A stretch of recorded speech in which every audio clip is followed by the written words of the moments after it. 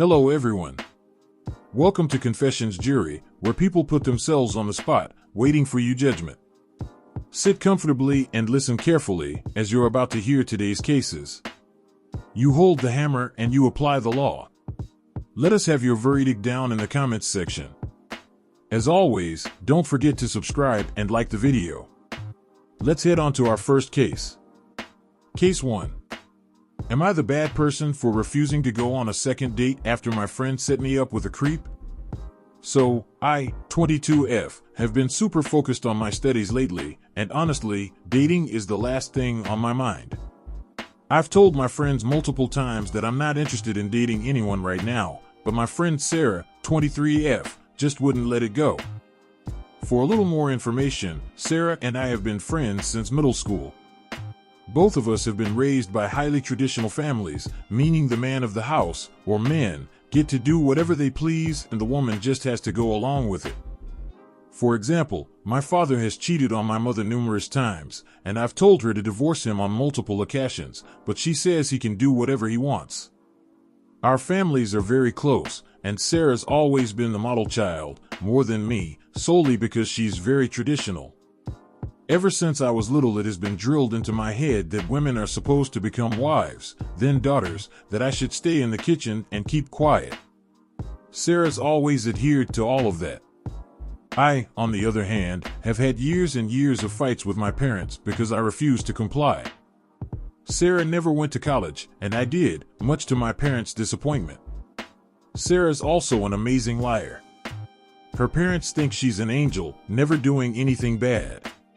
Everyone in both families think I'm the bad one out of the both of us, and they'll believe her over me every time. Sarah goes to immense lengths to get her way with me. When we were 13, I told her I didn't want to be friends with her because she had cut off a large chunk of my hair during art class, which led to me having to cut it very short, and she cried and eventually stapled her hand when I refused to give in to her tears. She's also threatened to hurt herself multiple times if I cut off the friendship.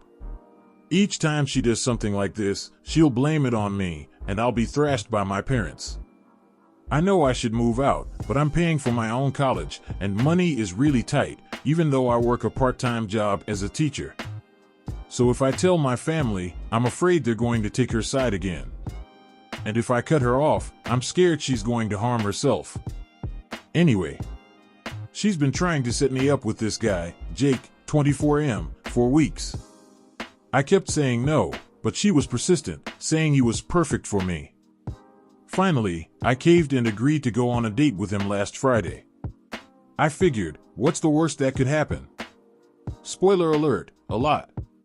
We met at a bar, and right off the bat, I felt uneasy.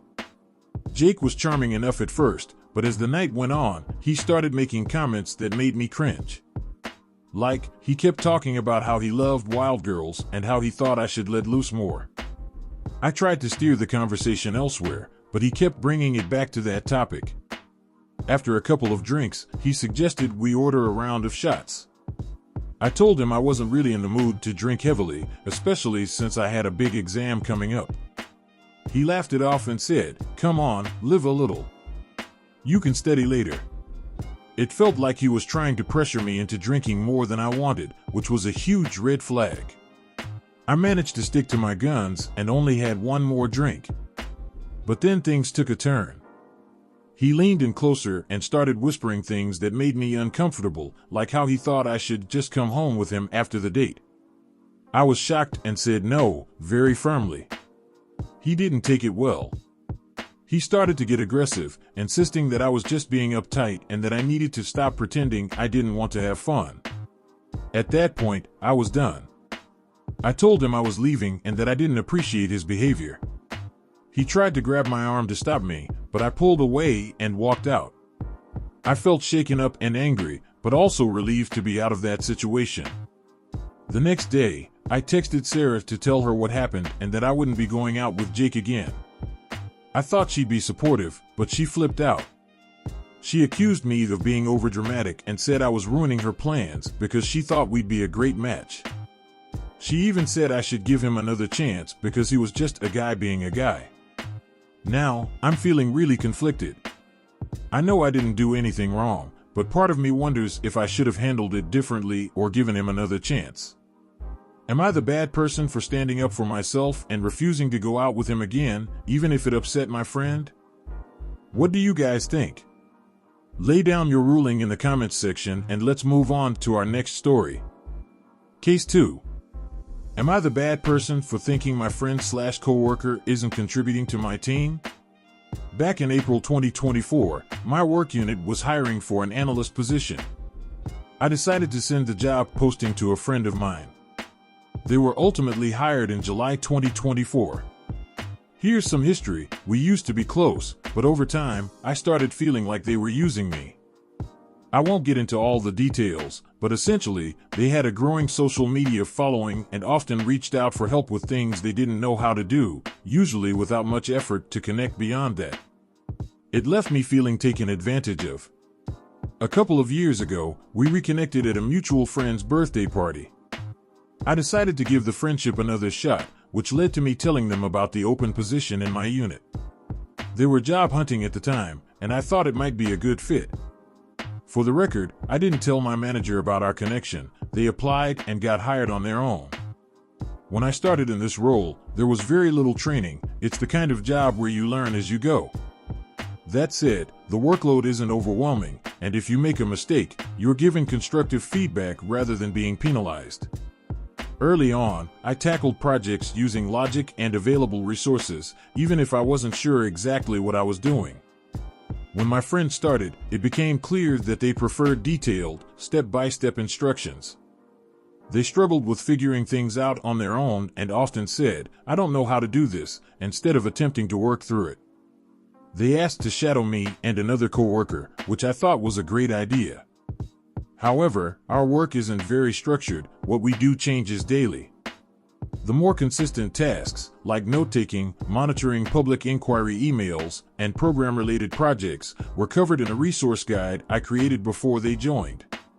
I even shared my bookmarks and tips, hoping it would help them hit the ground running. Despite this, they frequently called me on Teams for help. I asked them to send a quick message first to see if I was available, and while they eventually adjusted, they still occasionally called without messaging. Now, 5 months in, I feel like they're not contributing much. During group projects, they often stay silent on calls, offering little input even when decisions need to be made.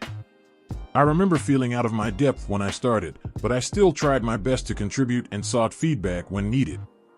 Recently, we were assigned a project to highlight all the programs our unit works on. My manager divided the guidebook into sections for each of us. My friend said something like, "I'm new and don't know much about these programs, so I think it'd be better if I just reviewed the final draft and gave feedback." That really annoyed me. Thankfully, my other coworker stepped in and suggested they take a section related to something they've worked on, using my resource guide as a reference. They reluctantly agreed. Am I the bad person for feeling like they're not pulling their weight? Or is it too early to judge their contributions? I tried to give enough context, but I'd love some perspective. What do you guys think of this one? Let us know in the comments section and let's move on to our next story. Case 3. Am I the bad person for not wanting to put my boyfriend on the deed to the house? My boyfriend, 29M, wants me, 28F, to put him on the deed to the house that we are about to move into. He has split the inspection fees and the earnest money deposit, $2,745 total, so $1,372.50. The loan is in my name alone, and we'll be splitting the house payment, but I'll be paying taxes and insurance. I make more money than he does, and I think it's a fair reflection of our financial ratio. I applied for down payment assistance, so there won't be any need for him to split that with me. We had a conversation and he said that you're, as in me, are just as capable of doing something fucked up as I, talking about himself, am. I told him I would feel comfortable if we waited until we were married or engaged at least. In the past, I have seen him make some financial decisions that I don't agree with. Getting a $1,500 back tattoo instead of adding that money to our wedding fund. It's his money to spend, and we had a goal to save up for a wedding and we barely met it. Now he's using said wedding money he saved to split the earnest money and inspection fees. Should I put him on the deed? Am I a bad person for wanting to wait until we get married? You've sat down, you've listened. Now, it's time to state your ruling. What is it gonna be? Let us have it down in the comments section down below. Thank you for watching. Please like this video if you enjoyed it and subscribe for more cases like these. In life, we may run, but we can never hide from true justice. Stay safe, everyone.